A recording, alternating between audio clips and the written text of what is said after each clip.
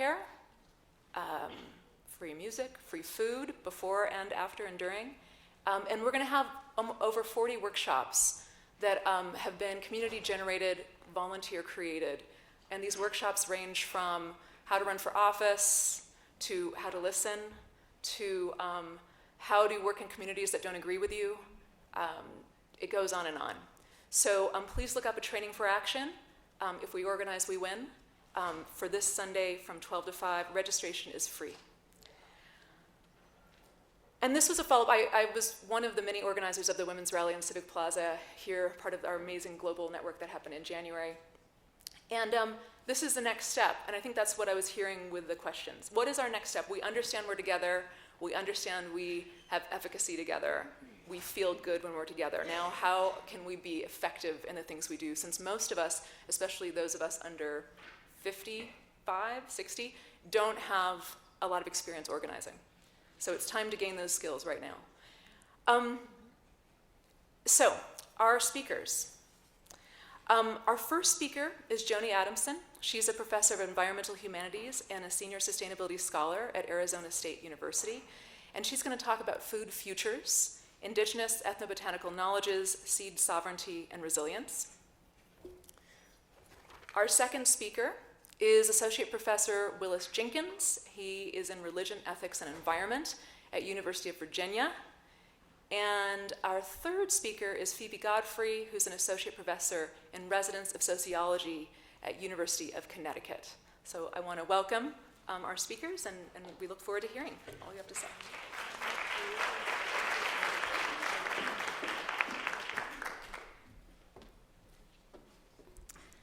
So I'm going to keep my eye on the timing, and thank you so much for timing us, because that's great.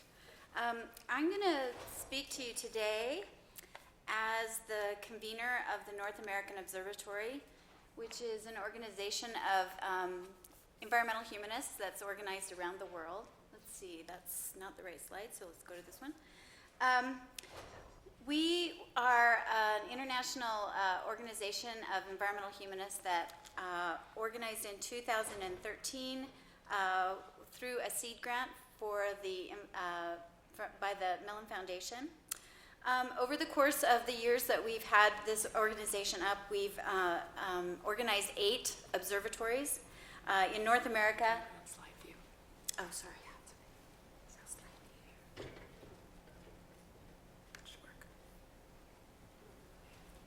That looks so much better, doesn't it? Yes, okay. So we've organized observatories in North America, Africa, Australia, Taiwan, Europe, South America, and the circumpolar north. And this is our first publication, which just came out.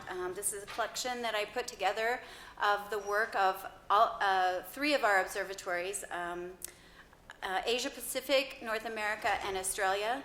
And in the essays that are in this book, we're sort of focusing on the work of those 3 observatories. When we first organized this project, we chose to use the word observatory because we wanted to use a term that would quicken the imagination of humanists who work in academia, who want to contribute to solutions to climate change challenges such as those that we heard about yesterday from our distinguished panel last night. And to meet these challenges, humanists are being called upon to think outside the limitations of traditional humanities research protocols, such as the single-authored monograph. As important as our monographs are, sometimes our reading audiences are very limited, and so we wanted the concept of an observatory to evoke a sense of humanists working across all the disciplines in academia and in community, so working inside and outside of academia, with the feeling of a research space or a laboratory, in which we could build on humanities' points of views and best practices while piloting new projects. And for more information, you can go to our website address, which is hfe-observatories.org.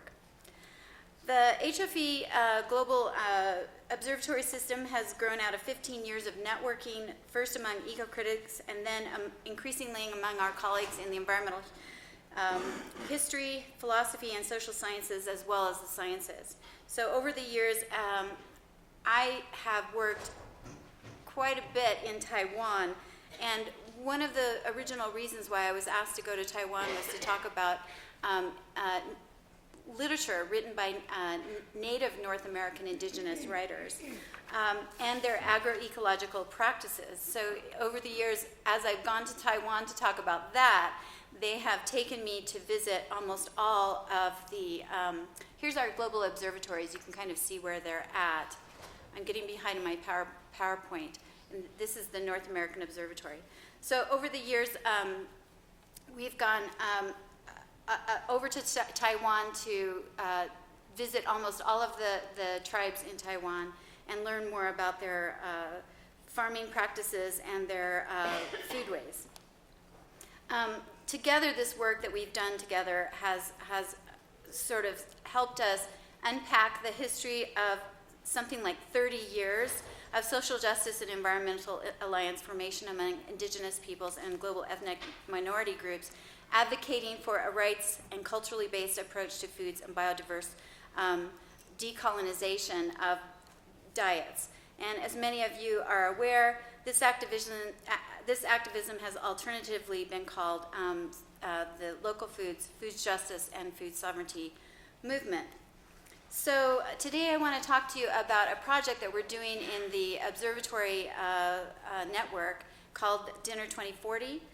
Dinner 2040 was piloted by the North American Observatory, and it grows out of these long decades now of activism where we're working both inside and outside of academia to bring art, writing, creative nonfiction, and farming practices and communities together.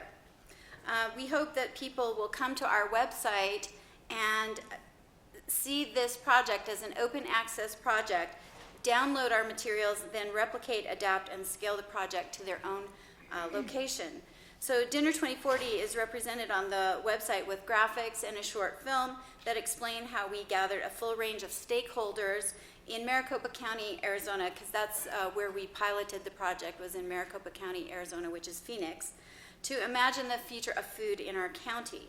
So what we want people to do is come onto our website, see how we imagine the future of food for 25 years in the future in Maricopa County, and then adapt and scale, use it as a template to put the project into place in your own location. The question we've been pursuing with the Dinner 2040 project is, what will an environmentally sustainable, socially equitable, and culturally rich meal look like in the year 2040? My joke about this is, do we want it to look like Mad Max, you know the film, Mad Max? Do we want it to look like that? Or do we want it to look differently? Do we want it to look plausible, sustainable, and even desirable in 25 years? So Dinner 2040 is focused on the concept of food sovereignty, and this is a concept that entered international policy debates when it was put forward in the 1996 World Food Summit, and the definition of food sovereignty is the ability of countries and communities to control their own food supply. The notion that people have a sovereign right to food, and this is affirmed in an array of international instruments, including the United Nations Declaration on Human Rights and the United Nations Declaration on the Rights of Indigenous People. For over 30 years, Indigenous people have been formally organizing around this now globally recognized concept. And even though a lot of people are very aware of the slow foods movement or the local foods movement, I'd like to point out that the food sovereignty movement has a very, very long history, deep in South America and Central America, and really predates a lot of the work done on the slow foods movement. And I think that's an important recognition. So communities around the world, including indigenous and ethnic minority groups throughout North America and Taiwan, are organizing to protect first foods, culturally meaningful foods, and local and indigenous varieties of plants that have been domesticated over deep time, and reclaim ancient grains that have been freely sown and shared for millennia, such as millet, which is culturally important, which is a culturally important food among the Bunan and Atayal peoples of Taiwan. This is just a couple pictures of me visiting with some of the Bunun and Atayal people in Taiwan. And today, to illustrate the concept of food sovereignty and the ways that we're thinking about it in the Dinner 2040 project, what I want to do is focus on the Atayal group of Taiwan and also the Navajo and Atam peoples of the Sonoran Desert in Arizona and Mexico. But more specifically, what I want to look at today to show you how humanists work in this food sovereignty movement is the poetry and fiction that is being written by indigenous female writers all around the world. And these works of fiction, poetry, etc., are helping us visualize the history of human relationship to food and the imperial and colonial disruptions, and then to think about the future of food system challenges that we're facing. So, for example, Lucy Tapahanso, who hopefully many of you know here in New Mexico, that she is a Navajo poet, and her writing illustrates how Navajo women writers weave stories of ancient migrations in search of shelter, food, and trade into contemporary stories of the historical experiences of people under colonization. Similarly, the work of Rumi Aki, an Atayal Austronesian person in Taiwan, who I'll talk about in a minute, and Ophelia Zepeda, an Atam writer in Arizona, also illustrate how pre-colonial migrations and food traditions preserved in oral narratives help contemporary, post-colonial, and place-based communities retain their cultural, ethnobotanical, and agroecological knowledges, even when, by necessity or by choice, they live far from the places their people recognize as home. In her books of poetry and prose, Tapahanso deeply draws on Navajo oral traditions to create lyrical writings that are rooted in Navajo or Diné stories of emergence from the earth into the beautiful deep red rock canyon called Sei, or as European Americans have come to call it, Canyon de Chelly. Tapahanso connects old stories about this canyon with more historical stories about the Long Walk, a forced march which took place in 1864 when Kit Carson, who is remembered by the Diné as a murderous villain rather than the hero he is in American legend, because he rounded up 8,000 Navajos who were living in the region surrounding Canyon de Chelly. After Carson's troops killed the Diné's beloved sheep and burned their gardens, the people were forced to walk more than 300 miles from their home to a military fort named Bosque Redondo that had been built in a desolate place in southern New Mexico, and hopefully many in the audience know that history, that horrible history. And I'm not going to go into it in detail, but suffice it to say that many Diné died along the way, and many were murdered, including pregnant women who couldn't keep up with the pace of the march, and they endured the wretched camp for 4 years before they were allowed to return to their homeland. In her book, The Women Are Singing, Tapahanso references both the Long Walk and the Navajos' relationship to foods, and she calls upon her readers to consider one of the largely unexamined consequences of conquest and colonization, which is the threat to a people's food sovereignty. However, she doesn't just focus on the Long Walk and the victimization of the Navajo people in her book. Rather, she focuses on their resilience. Although they were forced to eat the foods of their colonizers and jailers, they often have transformed these foods into the means of their survival. For example, in her poem, Hills Brothers Coffee, which is set in modern times, her uncle walks to her family's home for a visit. She offers him a cup of coffee. Because coffee was first introduced to the Diné during their imprisonment, it is a food that recalls a time of hardship and deprivation. However, over the course of their 4-year imprisonment, coffee became a welcome new element in their diet. Coffee was savored and became one of the most valued, modern, and yet traditional of Diné foods. Sitting at her mother's table, the coffee brings a twinkle to her uncle's eye, and looking at the can in which the coffee is packaged, the uncle observes, "Oh, that's the coffee with the man in the dress. He's like the church man." It's much more funny in the poem. I'm sure you've heard it. So this comment dates the coffee can to the 1960s, when America's most popular brand of coffee, Hills Brothers, was still being used with an image of a man dressed in traditional Muslim clothing on the packaging and in the marketing. Reference to a man in a Muslim-style dress represents the ways in which the world had been globalizing since imperial nations began colonizing in the 16th century.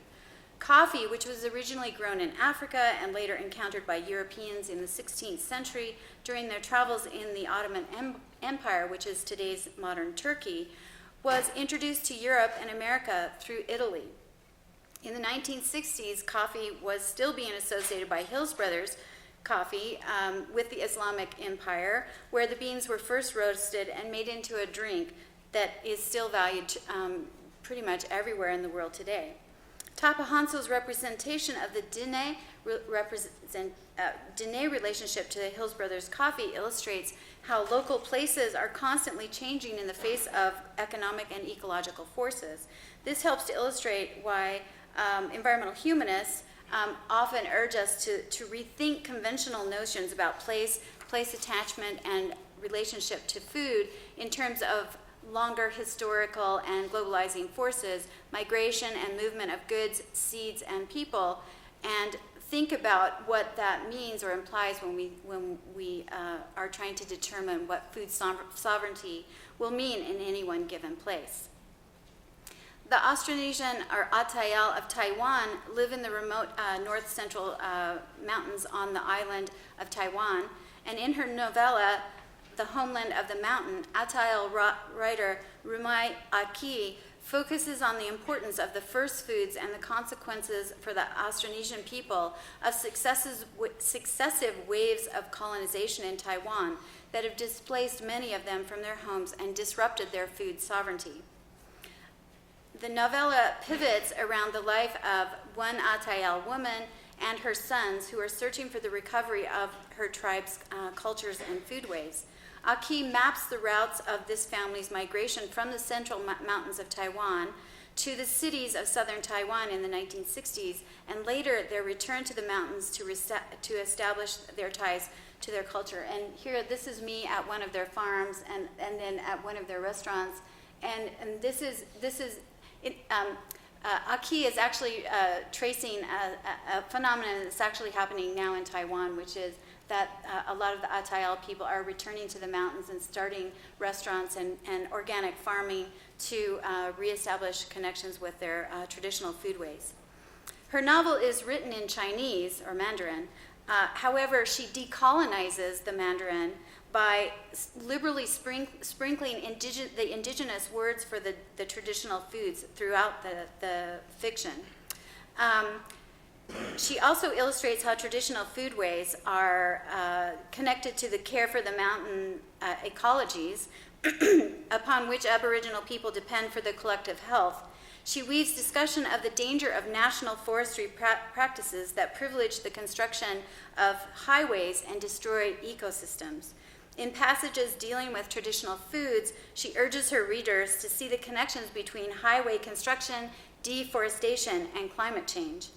When the national government cuts down trees and destroys root systems to build highways, the results can be massive landslides that follow the typhoons that are increasingly extreme in the Pacific because of climate change. Storms have always been a part of Taiwan's island ecologies, and fierce weather has been a common experience for mountainous indigenous people in Taiwan. Yet, in the 21st century, more violent storms are resulting in massive landslides and loss of life in mountain villages. In fact, in 2009, 600 people were just disappeared by this massive landslide that just, their village was just gone. And so Aki is sort of tapping into these phenomena that are resulting from extreme weather, but also from deforestation and cutting into the mountains of the highway systems. So from the highway system down, the mountains just slide down. So before Japanese occupation in the early 20th century, Austronesian elders could predict when people should leave their villages and go to safer, higher ground. But after social disruption and diaspora caused by colonization and forced migration to the cities, much of this knowledge has been lost as the young people leave for education and jobs in the city. Thus, her novel represents a conscientious effort to bring literature or literary work or art into the fight to confront climate change and social breakdown through recuperation of women's cooking as an art form and food collection and preservation practices as a way to relearn ecological processes critical to stopping mudslides and meeting the challenges of climate change. So these people are all involved in. There's a fabulous meal that I had the honor to partake of, and these people are actually doing exactly what Aki is talking about in her novella. Similarly, the Tona Atum poet and linguist Ophelia Zepeda, in her work Ocean Power, represents both the traditional and contemporary activities of the people who live in what is now southern Arizona and northern Sonora, Mexico. The Tona Atum, which means desert people, have lived sustainably for hundreds of years by gathering wild desert foods and salt through a wide range. The Atum are an ancient people who have lived in the Sonoran Desert throughout the Holocene, developing these ancient observatories to watch the stars and therefore track the seasons for planting. And from these observatories, they also built out canals. They were sophisticated engineers. And so these observatories have also been an inspiration to us in the HFV system, so that when we think about what it is that we're doing as humanists in this observatory system, we want to look to the past for best practices from the past, but also look to the future. The Atum grew many traditional foods like corn, beans, and squash. However, their most prolific grain was amaranth. Amaranth is one of the most important sources of balanced protein and amino acids and the principal element of the Atum diet.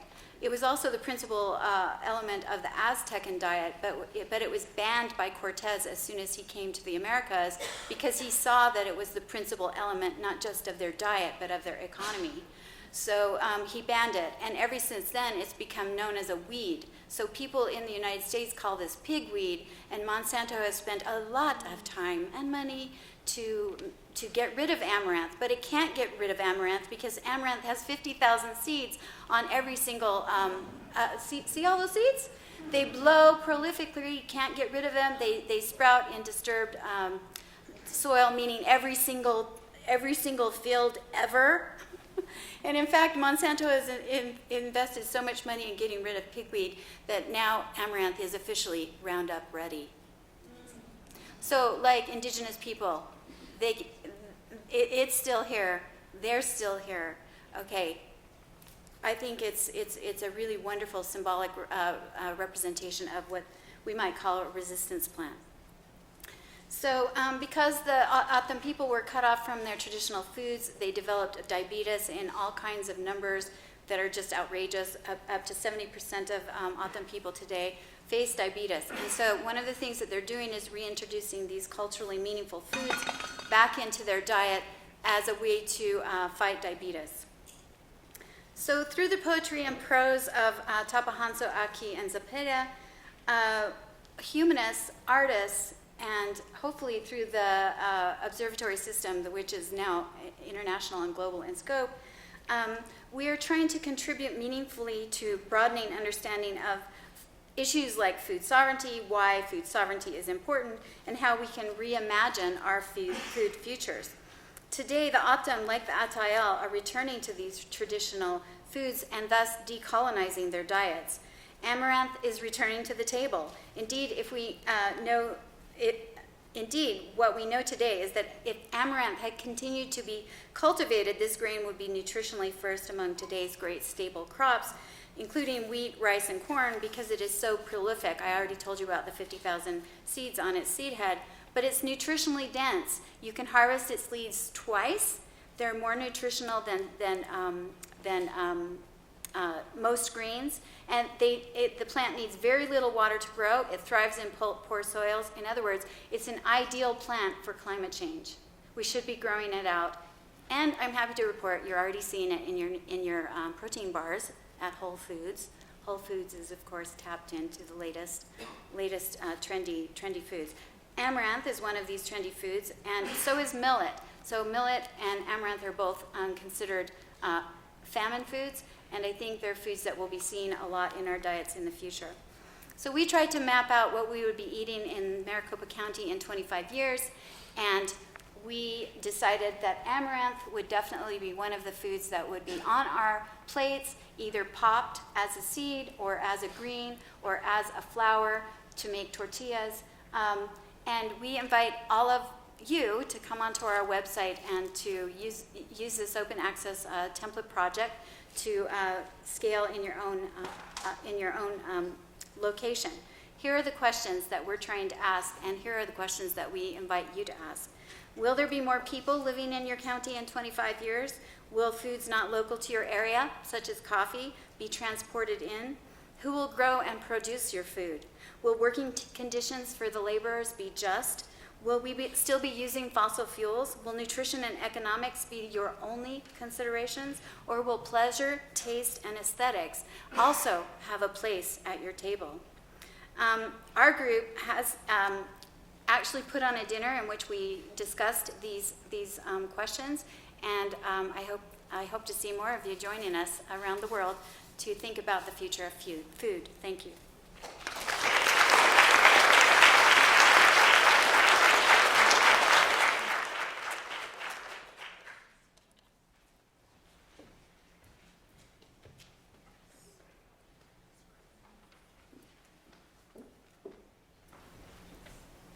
So I don't have a visual because I want to invite you to participate in an argument I'm having with myself. And first, I'm going to invite you to take a moment and take 3 breaths to recover your mind for yourself. If it helps, you might think of the Rio Grande flowing just to your left. You're facing upstream, I believe. Okay, 3 breaths.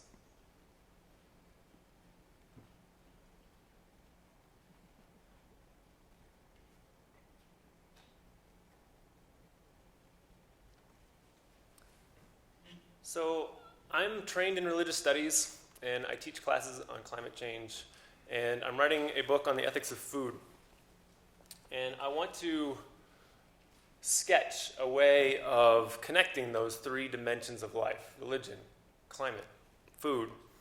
The sketch is going to be, it'll have to be quick and abstract, but if I can just gesture to patterns of connection, it will illustrate how foodways can function as sites of deep cultural change in human-nature relations, or at least that is the argument I'm having with myself. Is that so? I mean, in this time of cynical environmental politics, is it possible that recovering foodways is a way of nourishing not only our bodies, but political hope? Maybe it goes without saying at a conference like this, but the rubric of environmental humanities makes it possible to attempt connections across such a range. And so I want to say that I am grateful to Shubhankar for the invitation, and I am grateful to be here with all of you doing various kinds of work that make this argument with myself possible. So thank you. Let me start with something conventionally religious. Scholars of religion have an enduring interest in religious foodways for the ways that they seem to produce identity and difference. The distinctions among the Abrahamic religions are perhaps among the best known. You know, Judaism keeps kosher, Islam eats halal, Christianity makes its difference by prohibiting food prohibitions. And all 3 traditions have formal patterns of feasting and fasting, along with informal patterns of culinary practice, the participation in which marks one as a member and teaches one how to negotiate bodily interactions with non-members. So I'm interested in a particular set of variations on those regimes, the emergence of eco-kosher, eco-halal, and a Christian movement to reinstitute prohibitions on animal products. That might just seem like benign expressions of a kind of environmental variation, but they bear disruptive potential for these traditions because insofar as religious foodways produce a particular identity or maintain a symbolic order, revising them can begin to call into question the authorizing logic that comports religious bodies to religious cosmos. If the rationale for eating halal is that it is revealed that some foods are permissible and others forbidden, and not that it is more hygienic or it is healthier or even that it's good for maintaining community, then eco-halal can seem almost disobedient by exceeding dietary piety. And it is actually suspicious, among many, for departing from the normal culinary expression of Muslim identity and incorporating new kinds of moral respect for animals and earth. And the same thing goes for eco-kosher and Christian veganism. Revising the foodway renegotiates boundaries of identity and community. So how should we understand, we observers of environmental culture, how should we understand what is going on with those variations? Hold that question in your minds for a moment, and I want to turn to the connection of food and climate. Two kinds of connection. First, you all know in terms of biophysical impact, human food systems make up a major component of humanity's influence over planetary systems, the way plants are grown and animals raised, the way food is produced for them, distributed, wasted, generates a great deal of carbon and methane emissions. It's not just about greenhouse gases, of course. Agriculture also drives the nitrogen and hydrological cycles in many watersheds around the world. It also determines what sort of habitat and how much there is for other species. Collectively, agriculture terraforms Earth's surface to the extent that sunlight is reflected or absorbed from the planet's surface based on what we do with great quadrants of the Earth's surface. How humanity eats significantly affects the planet's metabolism. And the connection runs the other way, of course. Weather's always been the key uncertainty in farming. Now, expectations of weather, i.e. climate is an expectation of weather, have become uncertain. And one of the most serious threats carried by climate change is the fragilization of conditions essential to growing food. When climate scientists benchmark climate changes to the 10,000-year period of human agriculture, they are sending a strong signal that the set of ecological conditions in which agriculture developed may be vulnerable to what we are now doing with the planet. Okay, so that's one kind of connection. There's the material biophysical connection, climate and food. There's a second kind of connection, one in which I'm especially interested, that occurs at the level of cultural symbol. Climate change challenges inherited notions of nature and the politics they support. For U.S. environmental politics of the dominant culture, it sort of famously signifies the end of nature, or in other words, the end of thinking nature is that which is separate from humanity, and the more valuable, the more separate it is. What made nature sacred to a wilderness thinker like John Muir was its sublime difference from humanity. In an era of pervasive anthropogenic influence over Earth, the conceptual icon for environmental politics may no longer be the nature of pristine wilderness. It seems for better or worse, we have to think with hybrid natures, somehow made and wild, mixed and different. And in a development that would have outraged Muir in a great tradition of American nature writing, it seems that nature writing has shifted towards food, garden, farms. The nature writer John Elder observed it 2 decades ago. More recently, in his book After Nature, the legal scholar Jedediah Purdy suggests that one reason why food activism has become the site of reformist political attention is because it allows environmental thought to reckon with key uncertainties of life in the Anthropocene. No longer the politics of protected areas. The next politics of nature, writes Purdy, will be something different and more intense. Active responsibility for the world we make. Food movements offer sites for experimenting with new vocabularies of nature. Biocultural lexicons in which things may be both special and produced, both sacred and cultivated. As the hybrid product of a biocultural assemblage, food requires its interpreters to think without foundational reference to pure nature, and also without forgetting our own hungry animality. So, undoubtedly related to that shift in environmental culture, agriculture tropes are showing up in climate discourse. For example, thinking about climate engineering proposals, the climate scientist Mike Holm has proposed that we ought to think in agricultural terms. We cultivate land, agriculture, and sea, aquaculture, he says. So now we must recognize that we have begun to cultivate the sky. Call it weather culture. The metaphor of cultivation, he thinks, opens a way of thinking about the human relationship with the sky. As with agriculture, the question is not if humans should be involved, but what are the criteria for good involvement, which includes deciding, what kind of human-climate relationship we want.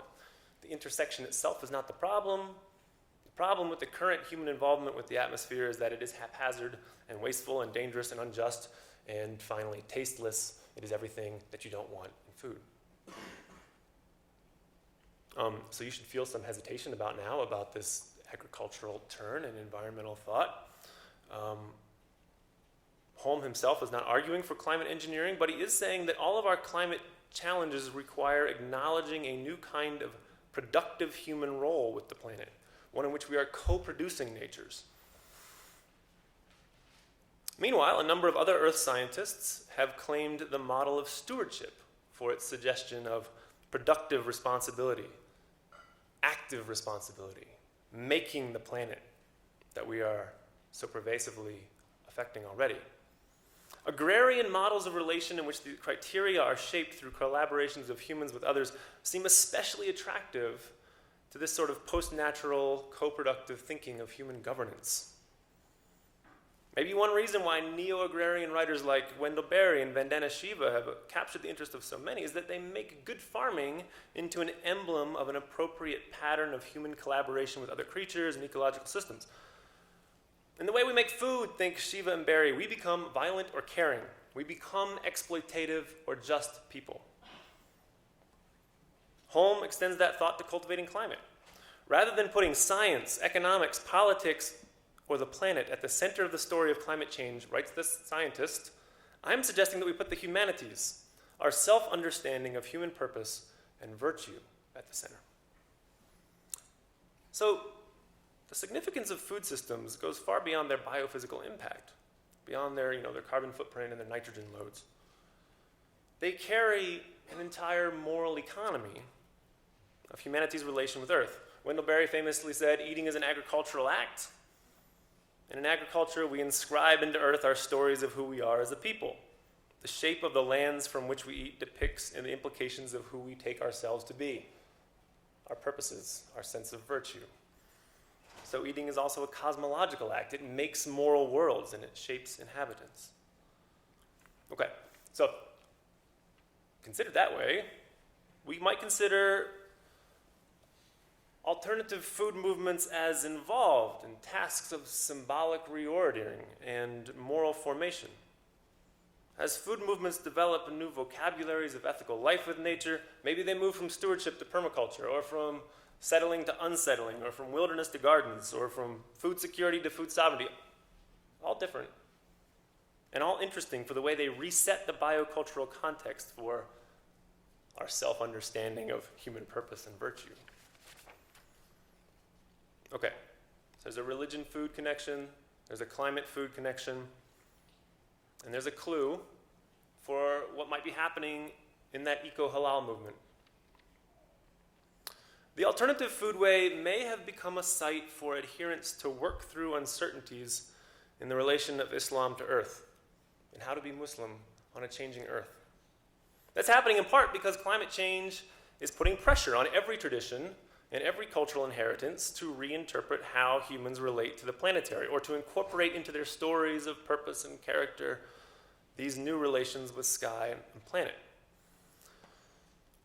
By putting pressure on the performance of religious identity that way, we could even say, if you like Latour, that the climate has become a religious actant.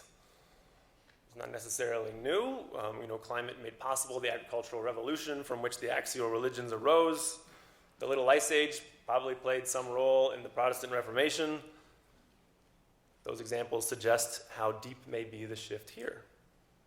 What is new is this attempt to incorporate a relation to the planetary. And I want to suggest that that sort of stress is not confined to conventional religious traditions. Other food movements, from slow food to food sovereignty, I think as Joni just showed us, can offer sites for their participants to experiment with the changing human role with Earth and to interpret climate change and interpret the range of possibilities of response. I wouldn't call them religious in the same way as Islam, but I might be happy to call them religious. And I mean by this.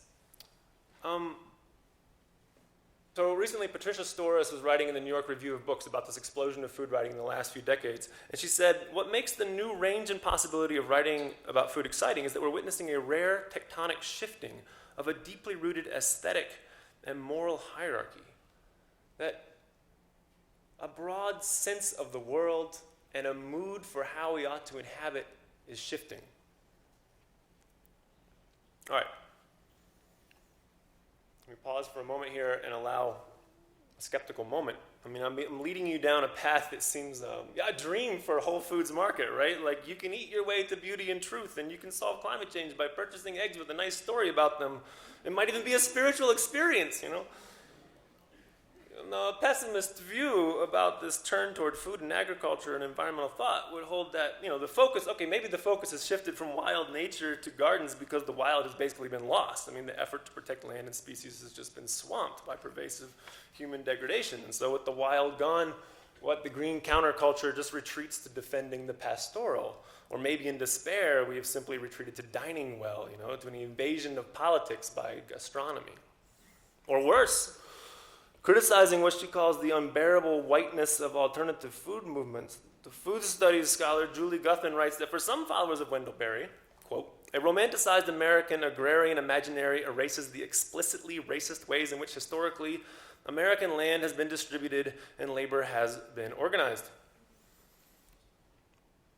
There's something right about that, I think. In some impulses to locavorism, there seems to be a kind of white nostalgia for a Jeffersonian fantasy land of self-reliant, sustainable farmers who never existed, in part because of Jefferson's own plantation-friendly policies.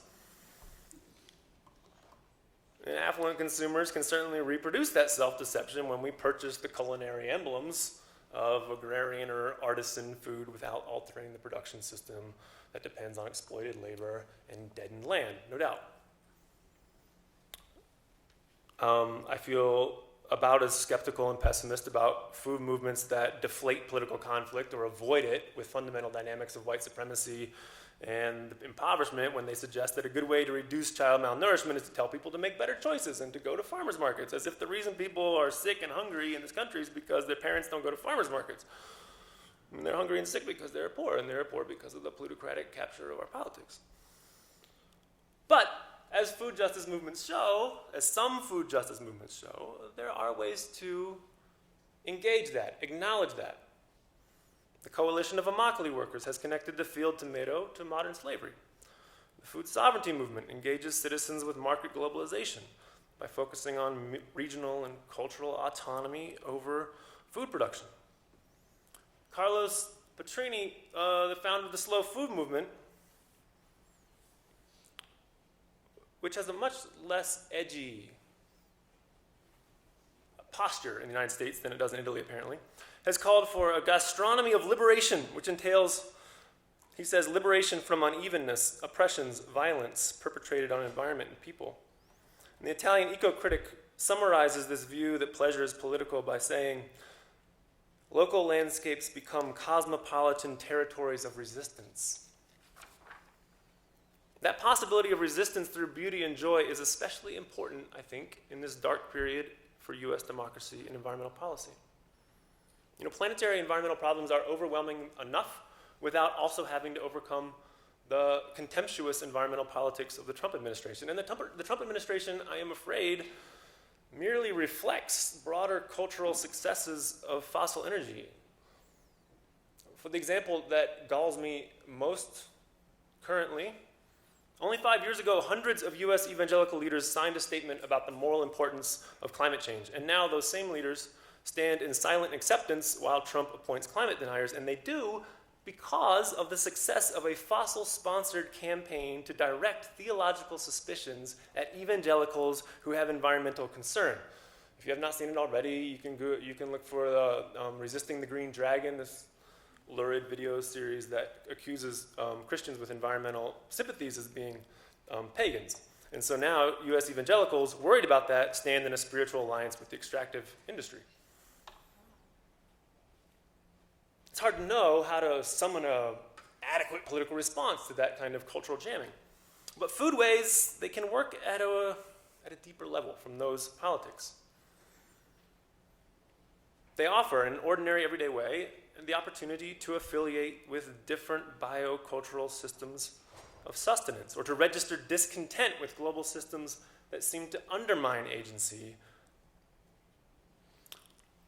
The political theorists, David Schlossberg and Roman Kohl's, theorists of radical democracy, argue that this kind of practical discontent should not be seen as post-materialist affordance for affluent consumers. It's a way of enacting different material circulations of sustenance, they say. They call it a prefigurative politics that practices disbelief in the main channels of circulation by organizing alternatives. And in that case, the food movements don't necessarily represent the evasion of politics. They can be sites where individuals and communities dissent from systems and enact alternatives, although Schlossberg and Coles warn of the ever-present danger of co-optation by the politics of personal expression and consumerism. And so let me close by returning to that case of eco-halal with just that challenge in mind, that this deep political potential can easily be co-opted. In the course of making an argument that her fellow Muslims should become vegetarian, Keisha Ali argues that eco-halal concern for animals and ecology appropriately diminishes the priority of performing authentic Muslim identity while nonetheless elevating interest in how food practices construct a habitually virtuous self, which on her account is what the primary goal of being Muslim is. So in her view, this eco-halal food practice incorporates relations to animals and the planetary, but not in a way that sublimates Islamic difference, but rather in a way that contextualizes those relations within distinctively Muslim habits of self-scrutiny, hospitality, moderation. She claims that the tradition's context for developing a virtuous person actually guards against some of the liabilities of food movements. Her example is that the self-scrutiny and hospitality are moral habits that can prevent vegetarianism from becoming a mere consumer identity or being grounds for the total judgment of non-vegetarians, and they are, in her view, what separates eco-halal vegetarian practice from other vegetarians. And if I can extend her argument more generally, that's one way, we could say maybe one way to cultivate durable disbelief in the moral economy of our dominant foodways is to locate alternative practices within some relatively comprehensive understanding of the purposes of a life, some account of the virtues we live by, some notion of a story of the human relation with other animals and with lands, and maybe God, but I'm not arguing that you have to have any kind of conventional religious beliefs in order to situate foodways within a broader account of life. I'm going to close with this. Two examples from scholars of animism. A scholar of animism, Graham Harvey, argues that religion's not about, these beliefs about the supernatural anyway. And that's just an elitist concept of religion made in the image of Christianity, he says. Religion is fundamentally about how people negotiate what to eat, with whom to have sex, and how to treat strangers. And Harvey, in fact, speculates that the first everyday problem from which religion arose was the awkward need of some beings to eat other beings. Religion arose among humans, Harvey thinks, as a cross-species etiquette of eating, a way of negotiating the taking of life. He's saying that food practices might develop ways to recover this etiquette. In particular, ritual gratitude for the creatures who become our food may offer them a kind of a real place at our table, not just on our table, but at the table as participants in shaping our sense of self and our sense of the stories that we live by. And it would be possible to consider food sovereignty and locavorism and animal-friendly food in that kind of post-humanist way, as commensality with landscapes or other sentience. And last, to invoke a book that has been mentioned already several times, In Braiding Sweetgrass, this meditation arising from an intersection of indigenous wisdom and academic biology. Robin Kimmerer writes of a practical reverence that is cultivated in certain indigenous ways of sustenance. And then she goes on to say that practical reverence is a first step toward learning the grammars of animacy necessary for becoming native to a place. Indigenous languages have great aptitude for that grammar, yes, but Kimmerer suggests that the immigrant cultures to Turtle Island might also be able to learn it, even in our own languages, and so become native to this place. All right, so that closing note.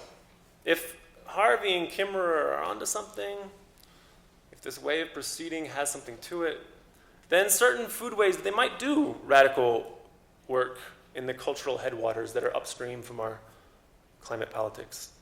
They might be practices in which land transforms imaginations, in which other creatures can make claims on us, and the kinds of stories that we tell about ourselves and our relation with others.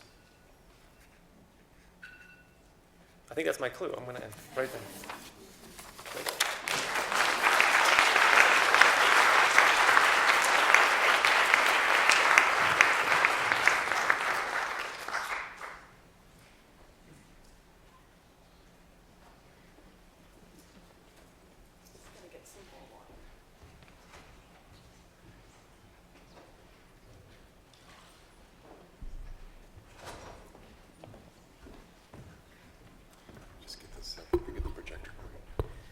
I'm going to have an assistant because I don't like podiums. And we'll just wait a minute. So while he's getting ready, I'm Phoebe Godfrey. I'm a sociologist. And I'd very much like to thank Sapankar for inviting me, for meeting me on cyberspace, and being a part of the project that I'm going to talk about by sharing his photographs with a co-edited volume I did with myself and another woman, Denise Torres. And then for having coffee with me in Princeton when I went to visit my mother, and he was giving a talk there. And I think somebody else described this morning, Lisa, that immediately there was a sense of synergy, and I had the same experience. I'm sure we've all had the same experience. That unique yet shared experience when you meet somebody and there's a feeling of connection. And through that, I got invited to this conference. And I'm just going to say, I'm a teacher. I'm not a talker. And that means that you guys are going to have to participate in my presentation and engage.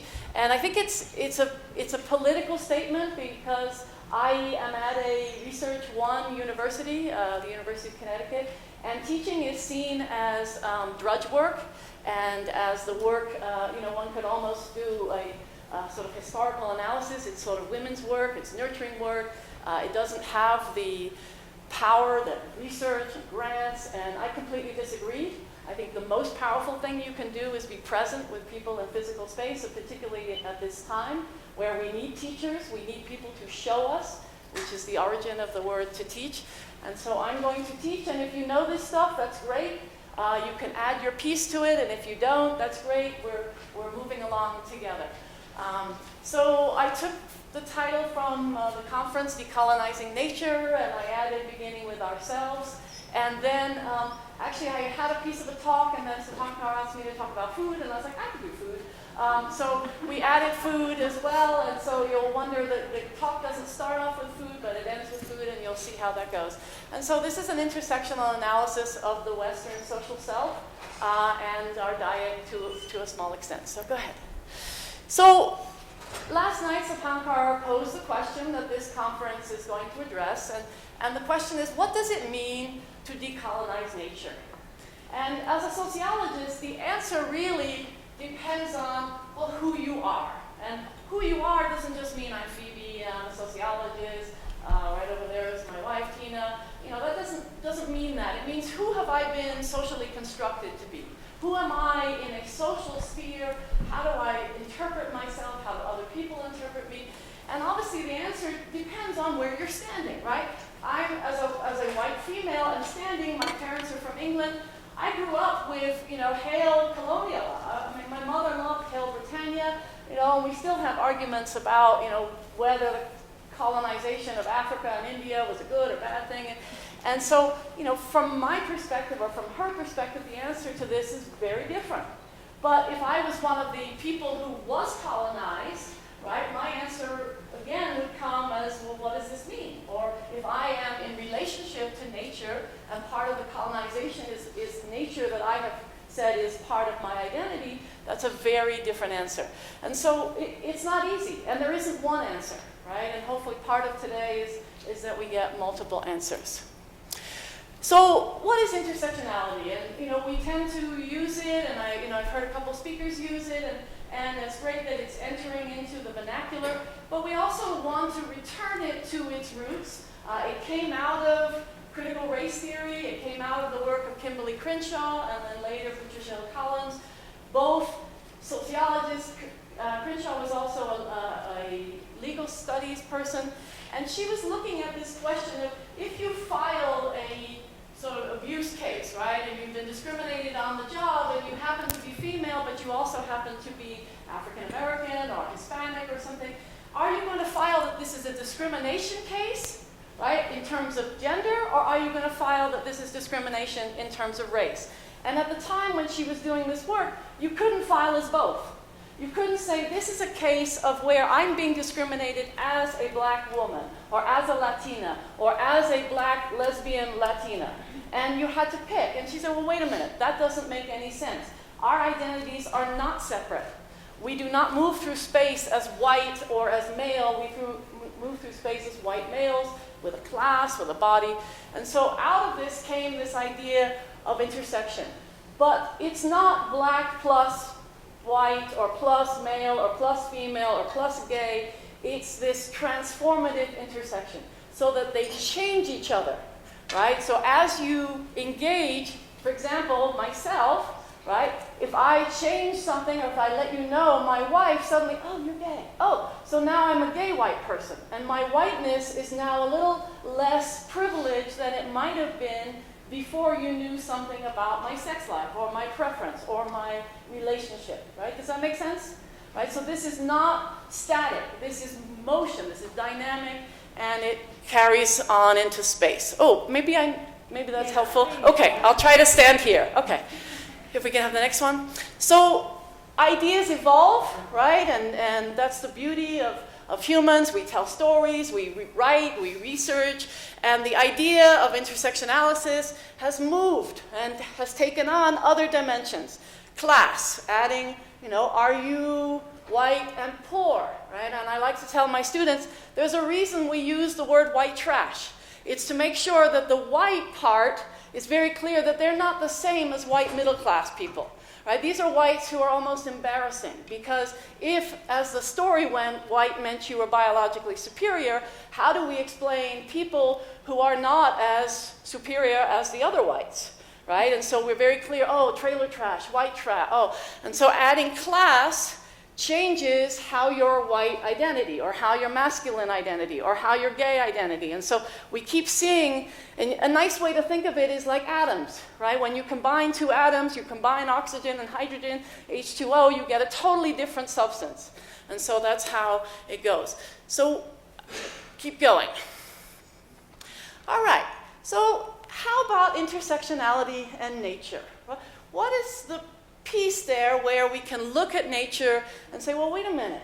Right? Obviously, our bodies are being socially constructed, right? We're putting meaning onto skin color. We're putting meaning onto hair length. I shave the side of my hair. People are like, oh, sexuality there, right? Oh, you must be, right? And so how do we interpret our bodies, right? Takes on meaning. And yet, also where you are.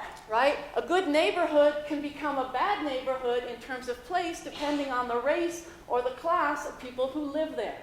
Right? Space can be seen as beautiful and pristine, but then, oh, if there are indigenous people there, then it's seen as problematic. What are you doing in my pristine nature? And so understanding that these identities are always in space, they're always in place, and they're also in time. Right? How are we I think that was a comment made earlier, the temporal piece. Okay, keep going. So all of these ideas went into an edited volume, like I said, with my co-editor, Denise Torres. And we took an intersectional analysis and applied it to climate change. And there's a second volume. We also looked at sustainability. But those are really inseparable. So it was really one volume, but Rutledge made us separate it into two. And one of the things that was important about this book is the praxis. If you can get the next slide. So we argue that nature as represented by the four elements, and this is again, just simplifying it, such as air and earth and fire and water, are integral to any intersectional analysis, right? That as I breathe air, do I have the privilege of clean air, or do I live in a place where high rates of asthma, I think we saw last night, in the Arctic, 70% rates of asthma. And so air intersecting with the identity of being an indigenous person in Alaska or in the Arctic creates a different experience than the air that I breathe in Connecticut, right? Because I live in a more privileged area, and so the air or the water, right? If we think about Flint, Michigan, the intersection of race and water, and how, because those people have issues of class in terms of being discriminated or having poverty put on them, then their water doesn't matter as much as my water, right? So understanding that. So this idea of nature-blind intersectionality. So we propose that in all of these intersections, we obscure the role of nature, that we're not seeing the nature and also our body. We're not seeing that our bodies breathe air, right, and eat food. And that food is going to be determined, do I have the capital to buy food that is healthy for me? Or because of my class, my race, and how I've been socialized by society and labeled, that I'm not going to have access to healthy food. And so recognizing that piece. And again, this idea of our inseparability, I found this and I shared it with my students, and I just, thinking about ego in terms of the white supremacist, patriarchal model that colonizes and looks at nature as resource, looks at nature through the lens of capitalism, looks at, obviously there's another figure under the top figure on the pyramid. You can add all kinds of intersections of who gets to be there underneath, who gets to be on top when we're looking at, the 1% in the United States, the white male, straight, all these pieces, the Christian over Muslim concepts, and really have a complex analysis versus looking at more egalitarian. Intersectionality is as its roots, interested in praxis, interested in change, right? This is not just to theorize, oh, that's really interesting, let's theorize. Kimberly Crenshaw had this to look at how can we make legal cases more effective? How can we file a lawsuit on the basis of race, class, gender, and sexuality and not allow the system to tell us, no, those are separate, or those don't exist in relationship. Keep going. Again, this idea which we took on and adding as ideas evolve, that intersectionality is a holographic process, right? If you know holograms, have every part of them repeats, right? And so how you think about your body in space, you think about how other people see you, how space is changed by your perception, and all of them are happening simultaneously, right? This is not, something that is, again, still or done in a box. This is very dynamic. This room, all of us in here are interacting and creating an experience that each one of us is having and also projecting. It's a relationship, so that interaction. If I had really good skills on PowerPoint, I would have taken these terms and put them dynamically into my little hologram, but I didn't have the skills at all. Obviously, this is not in any order. This is just the idea that if you think about place in relation to Earth and you think about your race, so for me as a white person who has been identified as white, right? There's a great idea who think they're white, right? That we've been told we're white. My gender, my ability, thinking about sexuality, class, place, thinking about nationality, religion, space, thinking about body type, right? How we I was telling my students, only one president has been under 6 foot, right? This idea of the tall white male that we emulate. Oh, you must have something to say because you represent what we think is powerful, height, right? But that's a very cultural construct. And so looking at body type, looking at time, right? Okay, again, it's always important to recognize how each of us have been colonized, whether we have been colonized to accept the system, right? To accept that, oh yes, my whiteness makes me superior, or my body is so beautiful because I'm thin, or we accept that, yes, men are definitely smarter than women. There's a piece of the oppressor within, and Audre Lorde's quote, obviously the difference in the piece of you depends on how you've been colonized, right? If you've been colonized as somebody who is subjected to the power system as less than, as commodified, as enslaved, as unequal, then that piece is also in you where you look at yourself and, for me, I can look in the mirror, oh my God, I should be so much thinner, right? And that's the piece of the oppressor in me, right? And probably most women in this room, if you grew up in this culture, you look in the mirror and you think, I should be thinner. I should be thinner, I should have a better body, I should do this, or I should be something other. And so how these narratives get encoded within us that we take on what we have been told from the dominant culture. Keep going. Okay, so we're going to have an intersectional moment, again, recognizing that intersectionality is not just a theory, it's a praxis, it's something that all of you can use all the time.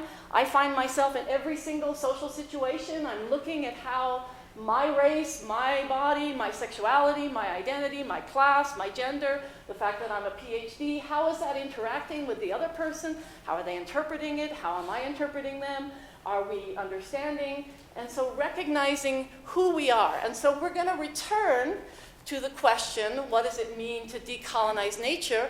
And we're going to apply it to ourselves. So everybody in this room, you're going to take this idea that I've presented, and if you know this idea, then you can kind of play with what you already have understood, and put yourself through an intersectional analysis, right? I have a lot of friends who are therapists, and I often say, a lot of people could really benefit from an intersectional analysis, right? Not a Freudian analysis, right? Where you could go into therapy and you could say, I feel so inadequate as a woman, and then you could say, well, what is your idea of a woman? Well, I should be nurturing. I should be, doing everything. I should be, self-denying. And I'm like, oh, you've been socialized into the gender norm. It's not you. It's not personal, right? So many of the things that we suffer from psychologically are actually social narratives that we haven't realized have been put inside of us, right? That we think about ourselves, and I say, oh, I am this. And it's like, but I got that from my culture, from my society. All right? So, we just can go back one. I just want to finish.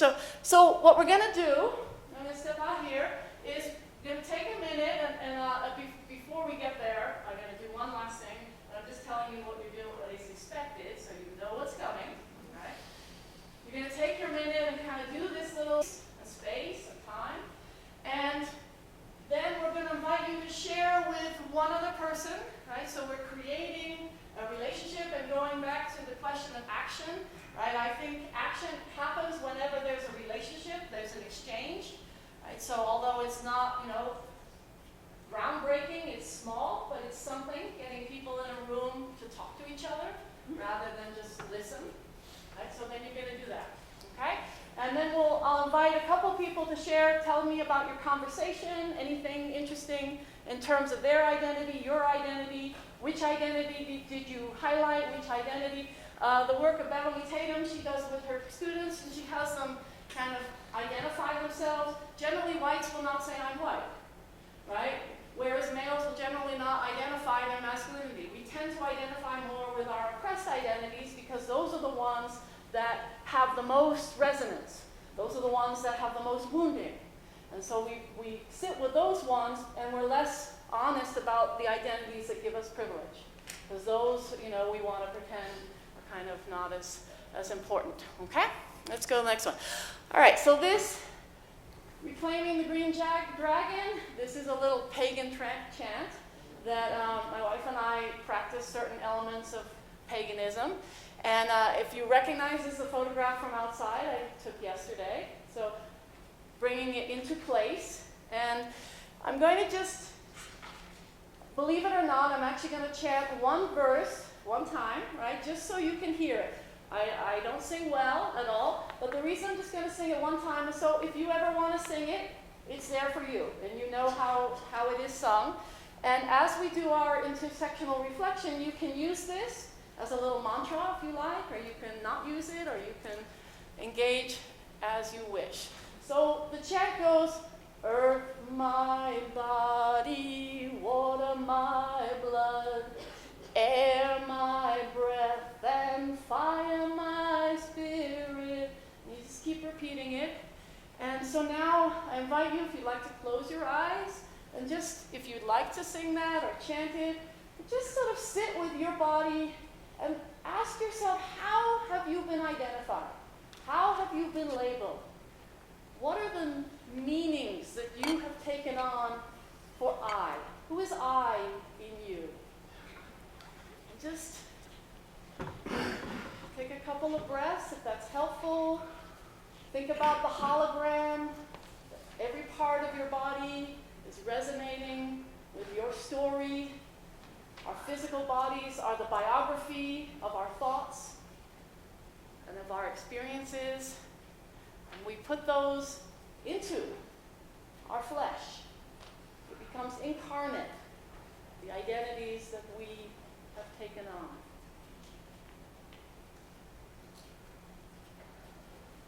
Take a breath, and with that breath, create space for yourself. If there's an identity that's uncomfortable for you, or difficult, or painful,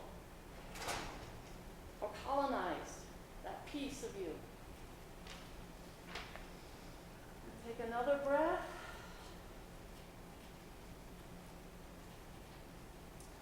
Okay. And like I said, just bring yourself back. Turn to one person. Hopefully, if it's somebody you don't know, I think it's more interesting with somebody you don't know. We'll do maybe a minute. Hi, this is what I was thinking. Okay? Just very short. Okay? So go ahead. Rock the room, make some noise.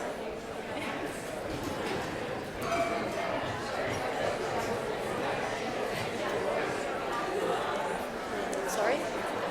Oh, people love talking. That's why people come to conferences. They come to share, and we don't create space enough for that.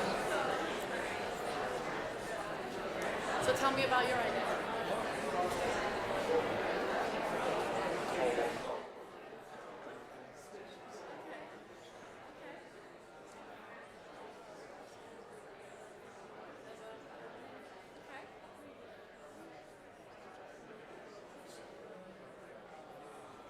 Yeah, I think that is one of the more important intersections is masculine and caregiving. Masculine claiming masculinity that is in the dominant culture is so destructive to men, to their spirits, their souls. I think where we all are. I do a lot of work with football players, actually. This is great. I am at University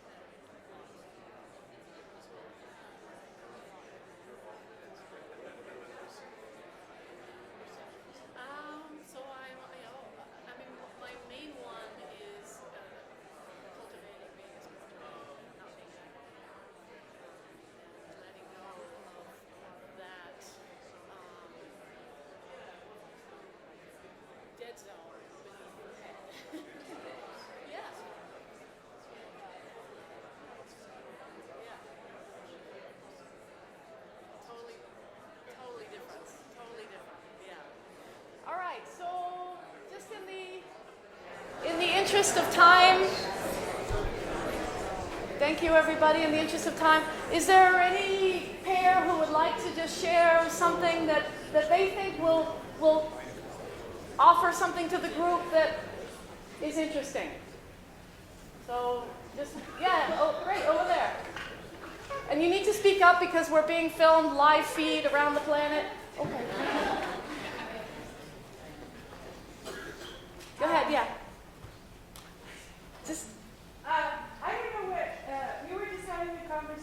that I'm Navajo and she's Cochiti and Apache, and this is what we are. It's not pagan, it's not weird. You know, we've always ridden the green dragon. All of Yeah. our lives. And I just really feel like one element that's missing is what probably most people, maybe, I don't know, are afraid of. And that's the point of being spiritual. And when I pray, I say Nehokaki Yindinesha, which is I'm an earth surface divine person. And I'm not separate. And your presentation, you know, goes back to that Chief Seattle thing. We're not separate from No. the web of life. Yeah.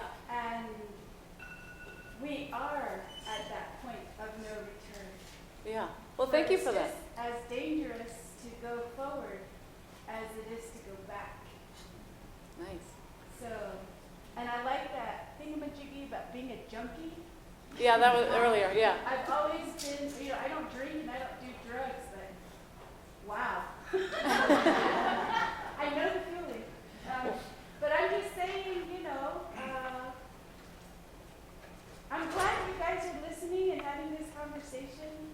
And I truly appreciated this young man's talk with no pictures. Basically because the other thing that I really, really want to emphasize to you, since I have all of your attention, is the fact that all of our gadgets and all of our computers are taking up volumes and gallons of water in the salt flats. I saw it physically for myself, you know, 9 acres of computers saving your data. And I'm here to say I am gadget free. And I've survived. So, you know, think about that. The next time you flip it out, you know, it's like, that's part of the denial. Yeah, and that's a great intersection. Like, who am I with my gadget? Thank you. Yeah.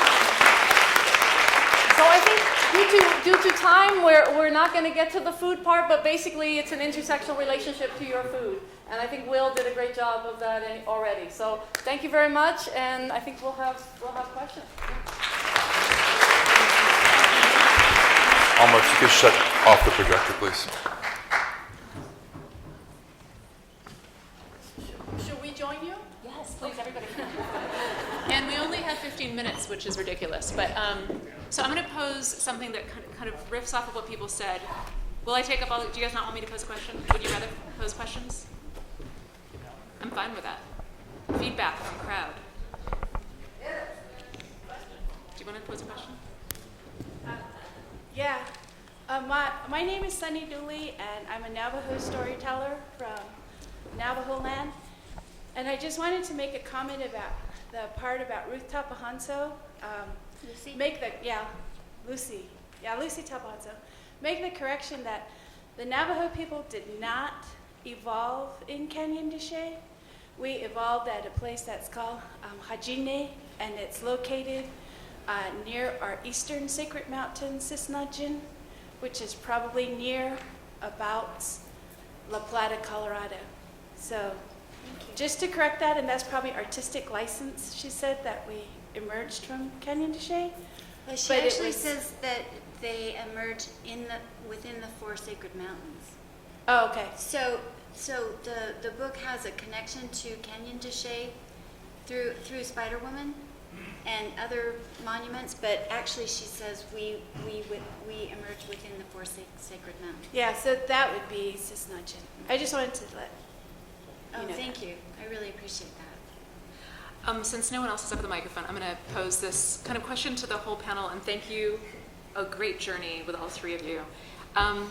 And Phoebe posted, I think it was Phoebe at the end, who said, what does it mean to decolonize nature? It was taking from the beginning question for the whole event. And I think it would be nice to just start to interweave what you were all saying as food as a lens or a window into self-recognition of ourselves as ecological beings.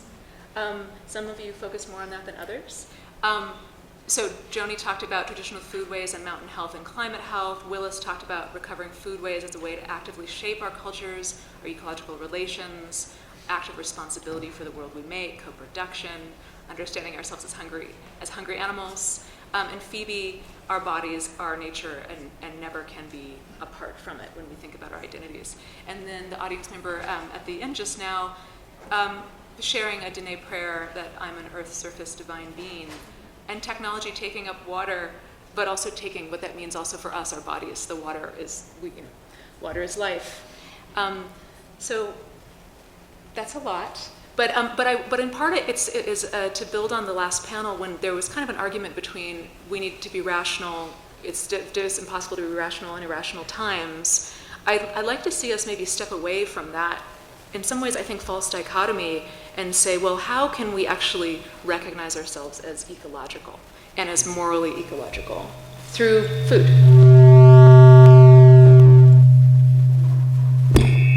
Nope.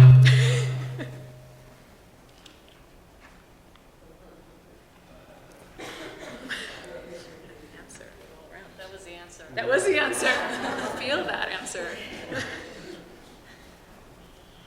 Should we just go ahead? Do you want to start? You go first, and then I can think of something. Well, we have to eat to live, and we can't not eat. So it's not like we can choose to have no relationship to food, because we have to eat to live. And so, you started out the panel by observing that sometimes people take the position that food's not political, but there's nothing more political than food. And so what I hope that the histories that I recounted show is food is very political, and that in the history of colonizers and imperialism, the first thing among other oppressions was to cut off a people's relationship to their culturally meaningful foods. And so there's nothing more political than food. So food can make us aware that we're ecological beings, but it should also make us aware that we're very political beings as well, and that there is no such thing as a non-political relationship with food. Although I think that we can cultivate a more spiritual, I'll use that word spiritual that was used by the audience member, a more spiritual relationship to food, in the sense that we should be grateful for the food that we can actually partake of.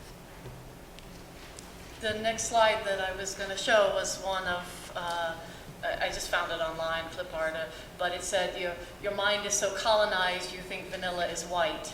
And I just thought, that was great. If you've ever actually seen a vanilla bean, it's black, and when you grate it, it's black. And so that idea that as we create our identities through these intersectional and these unequal and power relationships, we see food through those lenses, right? So we see white bread, or we see white rice. And I was also going to talk about GMOs and the colonizing of seeds and of indigenous knowledge and indigenous practices through patents and through ownership that then creates a new relationship to food as property for exploitation and for profit. And so that was my answer. The more aware we are of who we are or how we have been socially constructed, I think the better we are to see how the culture is marketing to those identities and exploiting them for profit rather than for the benefit of all of us. So for a quick answer to a great question, one thing that I think the scene of food affords for the question of what it looks like to decolonize nature is that it puts centrally our need to use our lands, that we depend on the places we are, we depend on water and food and sustenance. And so for environmental thought, which is sometimes, at least implicitly, had this fantasy that humans ought to withdraw from nature as much as possible and then use it as resources as efficiently as possible, it's a place to recover and begin to think anew from what are the possibilities of relations of mutual need and reciprocity with non-human creatures and lands. Thank you. Thank We now have a line. So my question is kind of just more contextual, and it's geared towards Joni's presentation, and it was hard for me just to pick one. I wanted to ask everybody a question, but I'm really interested in the Dinner 2040 project as an example of like long environmentalism that we're kind of dealing with here. And I like that it can be scaled down so it's something we can start with like immediately. But I was wondering if you could provide or speak to any examples of not just what people are growing, but how they're going to attempt to grow, especially in Maricopa County. It's a little difficult. And I was just wondering, like, with things like topsoil systems going extinct, like, are people considering alternative ways, or are they trying to fix What going extinct? Topsoil. Oh, topsoil topsoil. systems? Yeah, like they're one of those 400 tipping points that we're just adding to the list. And I was wondering, besides the actual crop, like, are people considering new ways of growing it as well? So I just want to point out that amaranth is just one of the foods that we imagined in our Dinner 2040 future. And the reason why we chose 2040 is because it's 25 years out, which means it's a plausible amount of time. So when you're thinking in terms of Mad Max, which almost all of our apocalyptic films sort of think in terms of a future that's so far away that we can't even imagine it. We wanted to imagine a plausible amount of time when people would actually imagine themselves still alive and or still having their kids or grandkids alive. And we imagined a whole bunch of different foods, and we tried to imagine what would be the conditions in 25 years. Would it be hotter? Would it be drier? And if it was hotter and drier, then we could imagine using amaranth, because amaranth, all you have to do is sort of sprout it in a little bit of water, and then you can, it will continue to grow, even in dry lands. And so we wanted to put the kinds of foods into the meal that we would be able to account for maybe a drier, hotter climate, maybe less use of pesticides and herbicides, which are killing the soil, but still have in our foods, or I should say in our menu, foods that are pleasurable, so that we wouldn't be imagining a destitute future, but rather a pleasurable future, and one that we could actually achieve, that might have things like dates and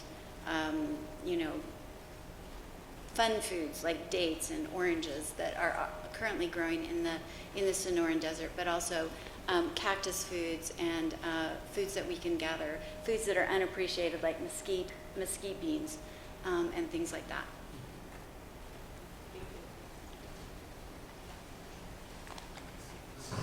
More of a thought. Could you put the microphone closer?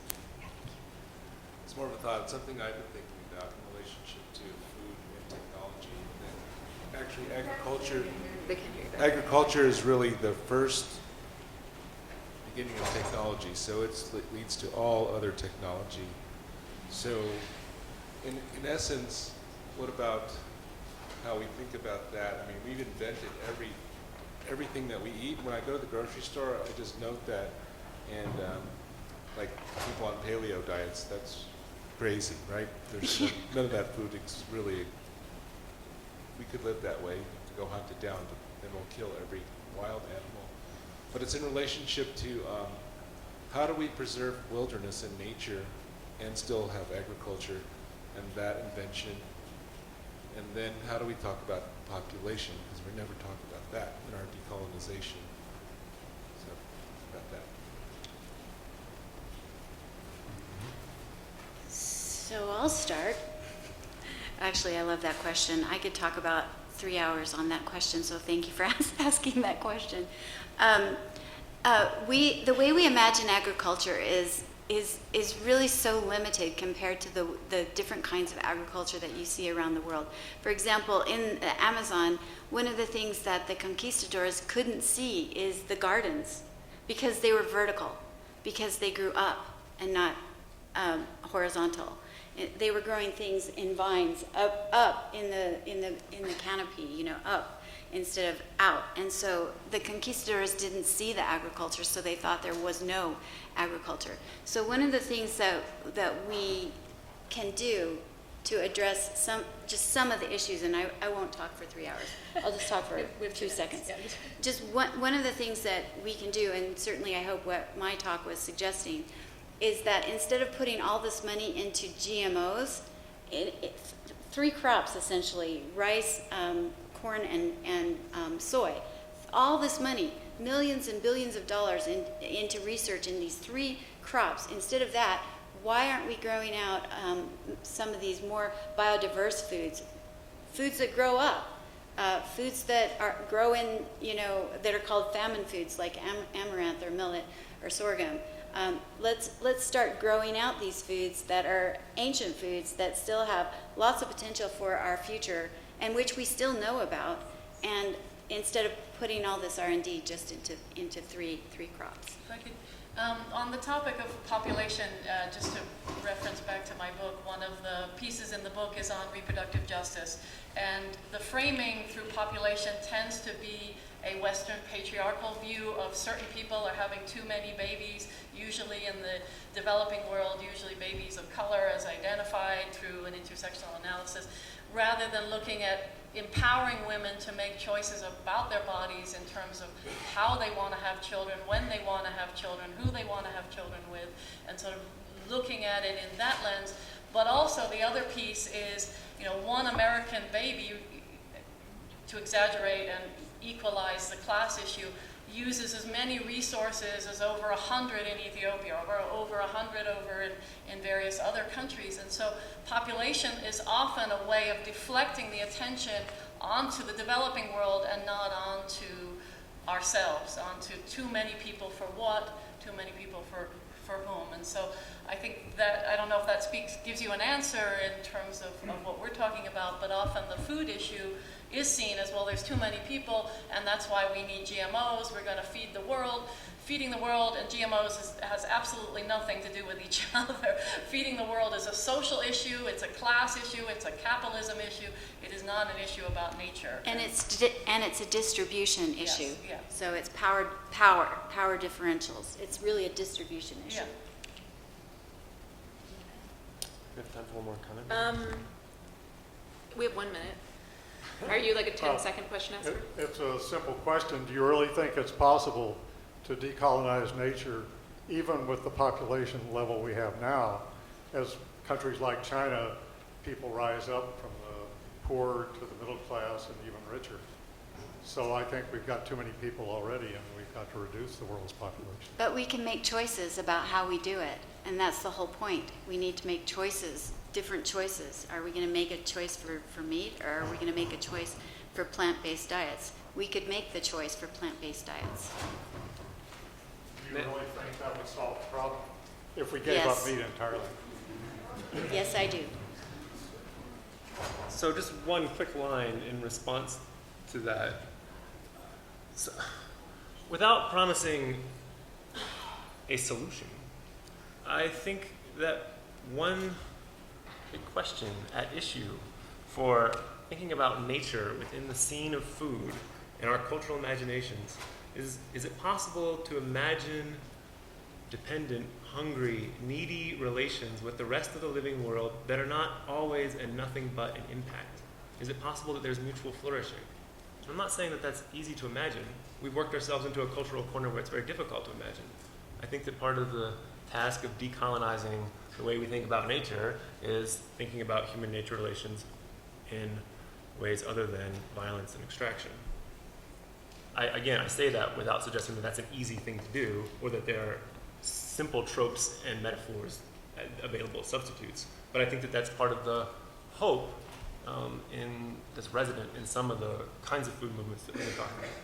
And just to add on to that, I think we like to use the word human, but as a sociologist, I don't think in terms of humans. I think in terms of cultures, and cultures as choices, and cultures as narratives and identities. And so, when we say human, it's often used to talk about sort of the Western model.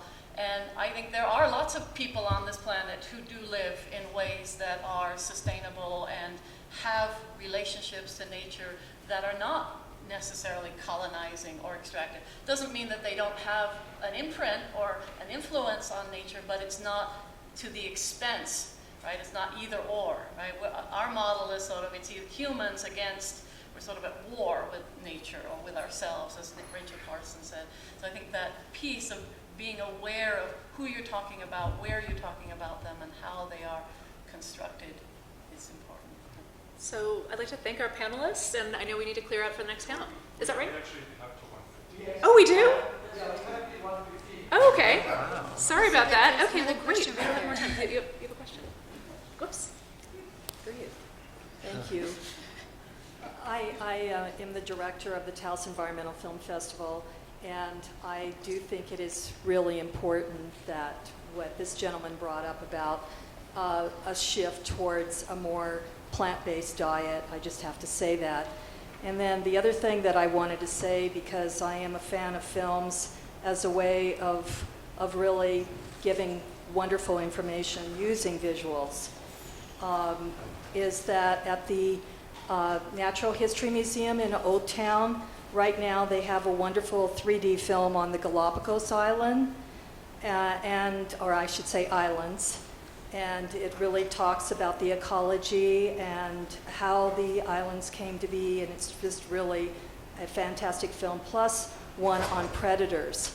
And so they have some of the best cinematography I've ever seen on how animals seek their food in the food chain. So I thank very much this conference. I think it's hugely important. I do think that New Mexico, because of our history of sustainability and really creative architects who have settled here and done incredible architecture that goes with nature, and all of our Native American cultures, and the university for having an ecology department and land art and the arts and combining everything. I think that we can be really a force in this nation and perhaps the world. Thank you. We can freeform up here. Shubhankar actually asked me to mention a book that I'm a co-editor on that's just out with Routledge as of last month that might be of interest to people in the audience. It's called Environmental Communication Pedagogy and Praxis.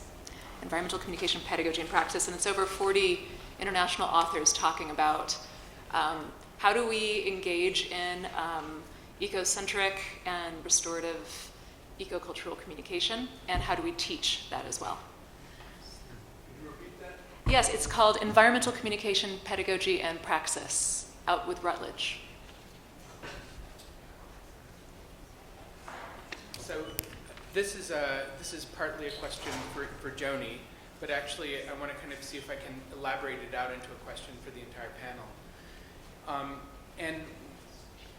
I was interested in the different things that came to the table when you thought about indigenous preferences or indigenous knowledge when it came to the issue of food.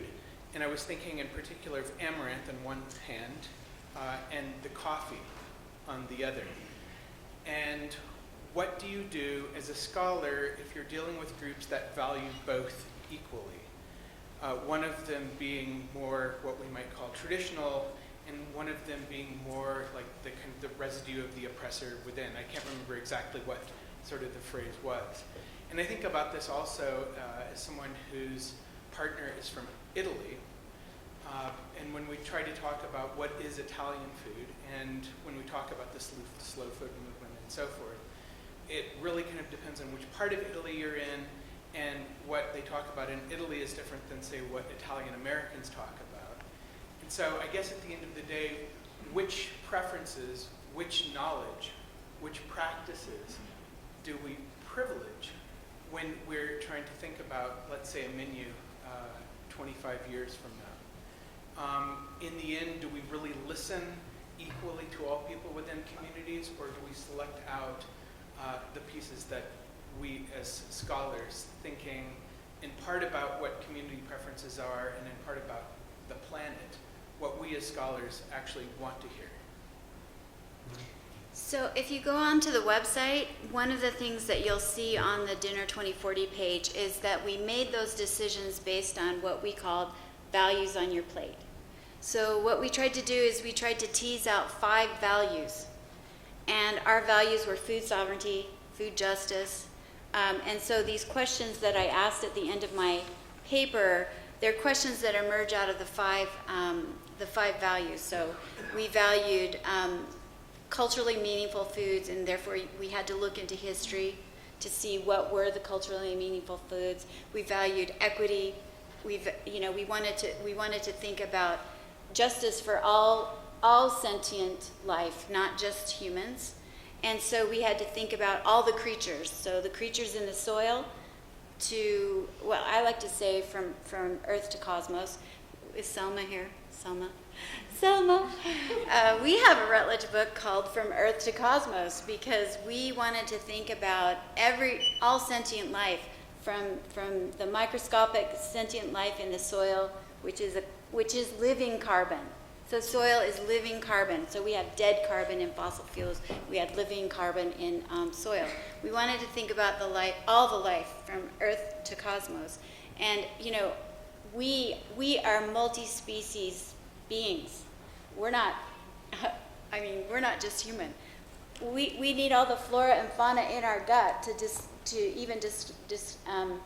digest the food that we eat. So from the little creatures that live into the soil to the flora and fauna in our stomachs that keep us balanced and help us digest our food, we wanted to think about all sentient life. And so for that reason, we had to think about, what does fossil fuel put into the air? What does it put into the soil? Pesticides, herbicides, all of that. And we wanted to ask questions like, when we think about justice, and we think about coffee, for example, coffee might not be a traditional food that is always grown in the Southwest, but certainly there are people that depend on coffee for their livelihoods. So maybe you would want, as a form of justice, to import fair trade coffee into your diet, even though it took fossil fuel to bring it in. You have a relationship not just to the people in your local area, but to the people around the world, because we are a global economy and we are a global, system. So we wanted our 5 values on the plate, and you can find them on the website, to take into account justice for the local people, justice for workers, justice for our global relationship to other people as well. So we tried to take all of that into account as we thought about what's traditional and what we want to have on our plate in 25 years. We have time for maybe 1 or 2 more questions. May I say one sorry. quick thing to that? Just that one participates in a foodway, I think, by arguing over what it is. People participate in Italian food by arguing over what it is, how to make it. People participate in the great ongoing argument over Southern food and soul food, over what it is and how to distinguish it and whose it is and what expressions are most authentic. And I think maybe the role of reflective observers, scholars, is not to sort of say this, not that, but rather to suggest good kinds of arguments to have. And what are arguments that are especially important to have in this time? So not only and there are anyway. I think food movement stands for different ways of arguing over what foodways ought to be, and so I tend to that. But, I should say, analogously, that's also how I think about religious traditions. There are arguments you participate in over what the thing is. And that's why we say it comes down to the values on your plate. Spiritual values, what are the values on your plate? You'll answer the questions about what is part of this food way by what your values are. One of our values was justice, so that's how we answer the questions. I'm pretty short. I don't know if people can hear me, but I have a question. So something that I have been really grappling with as a nature educator who's Native and Indigenous is like really role modeling how I give back to like the Native people whose land I occupy. And I'm wondering, since I'm perceiving you all as white-skinned or skin privileged, like how do you all model giving back to the Indigenous communities whose land you occupy?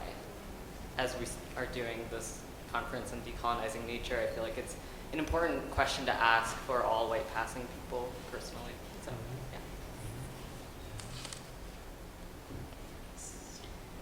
So I'll just say we've had two dinners so far to model Dinner 2040. So the first dinner was the dinner at which we brought together the first initial group of, call it stakeholders or whatever you want to call it. But we wanted to privilege the stakeholders whose land we occupy. And so those stakeholders tend to be the Pima Optum bands of indigenous people or First Peoples in the greater Phoenix River Valley. And so we invited chefs and farmers, and the Optum people are just so far out ahead in thinking about what food sovereignty is and in thinking about how to reintroduce traditional foods back into the diet to fight diabetes, which is, 70% of the people have adult onset diabetes. And so they're so far out ahead in reintroducing traditional foods into the diet. So essentially they're teaching people valley-wide to participate and build a food system in new ways. So we have food markets and we have farmers, and if you guys can go online and just take a look at Tolna Atam Community Alliance, it's TOCA for short, TOCA, toca.org for short, and they have just a whole, the Kellogg Foundation has helped fund this work, and they just have laid out the whole system of how you would, reclaim your food system. So essentially we're letting them show us how a group of multicultural stakeholders might come together at the table to think about what are the values on your plate and to model that food system 25 years into the future. I'd say for myself, the first thing is sort of an intersectional analysis of myself to recognize and own my white privilege and wrestle with how I was socialized. Like I mentioned, my parents are from England, and sort of the pride in their colonial history. Also recognizing all of the peoples who lived on the English continent, the island, and when I said, that pagan chant, recognizing that that land wasn't always Christian, it wasn't always English speaking, and there were people who were colonized there, and knowing that my ancestors are from Scotland and Ireland and those places.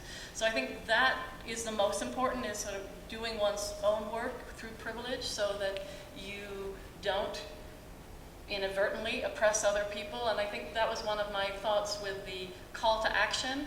Action without, can sometimes without reflection on your privilege and who you are in space can be a form of oppression. Like, we're going to do this now. And sort of who's saying that and where we are and what needs to happen.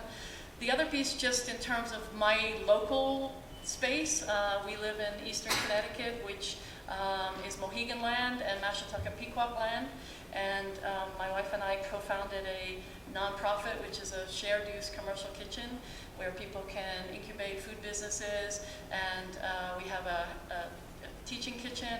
And one of the things that we did as soon as we bought the land, and it was so beautiful, we bought it from the Knights of Columbus, and we smudged it, and we invited members of the Mohegan tribe to come and do a land blessing and return the land to the original owners in a symbolic way.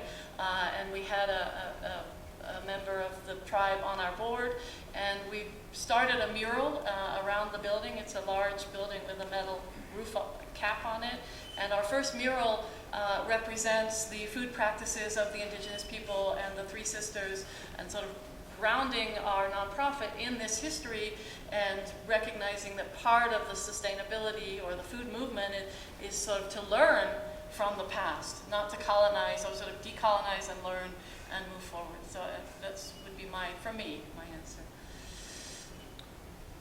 I appreciate the question, and I don't have a fully satisfactory response to it. University of Virginia is located on Monacan land, and as you will know, genocide in Virginia is more complete than in many other places. The erasure of indigenous peoples from much of Virginia is extraordinary, and it makes an answer to your question all the more difficult. I would just say it's a question that I think about. I teach a class on religion, culture, and environment, and I take it that one of my tasks in that class is to acknowledge its location and its place, which in itself is kind of, it's revelatory for your average 18-year-old Virginian, that there's a place, it has a history, and it's also revelatory for them to see, I think for many of them it is revelatory for them to see a white person who makes one of the first moves of a class in this territory of erasure, just an acknowledgement of place in history. That's not sufficient, but that's where I am for now. And I'm just going to add a bit, because I just came back from Australia where I was on sabbatical, and something that really made an impression on me was the signage and the statements. You both, Phoebe and Willis, have just talked about making those statements or doing it artistically or doing it through also, Joni, your work. Is that it was routine for there to be signs when you entered a place saying you entered the traditional land or country of the tribe that was there. And that it was also a statement at the beginning of many public functions, and that it was just a matter of course. So that building of recognition among everyone there and that reproduction of recognition so it doesn't disappear, I think is really useful. And I think in teaching too, having as many indigenous scholarly voices, whatever you're teaching, artistic voices, I think is also extremely important. Thank you. It was a great question. Thanks, everybody. Have a good break.